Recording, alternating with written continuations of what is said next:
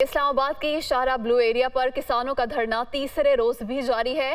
حکومت سے مذاکرات کے متعدد دور بھی ہوئے، تاہم کسان ابھی بھی مطمئن نہیں ہے۔ مذاکرات بھی ہوئے ہیں کسانوں سے، لیکن کسان ابھی مطمئن دکھائی نہیں دیتے۔ تیسرے روز میں یہ احتجاج داخل ہو گیا ہے۔ آج تیسرا روز ہے اور بلو ایریا میں کسانوں کا دھرنا تیسرے روز بھی جاری ہے۔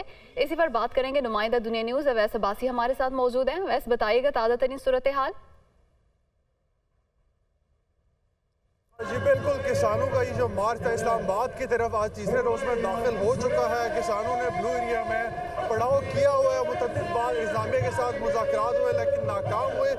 کسانوں کا بنیادی مطالبہ تھا کہ بجلی کی بلوں میں قیمتوں میں کمی کی جائے اور اس کے ساتھ ساتھ کھاد کی جو بلیک مارکیٹ ہے اسے روکا جائے، کھاد کی قیمتوں میں کمی کی جائے۔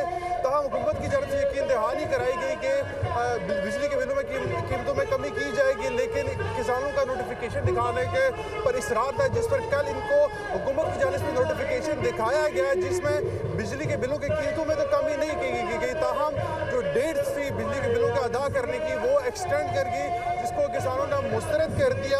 انتظامیہ کے ساتھ ان کے متعدد گزشتہ 2 روز میں متعدد ڈائیلاگز کے راؤنڈ ہوئے ہیں لیکن کوئی حد تک کامیابی نہیں ہوئی۔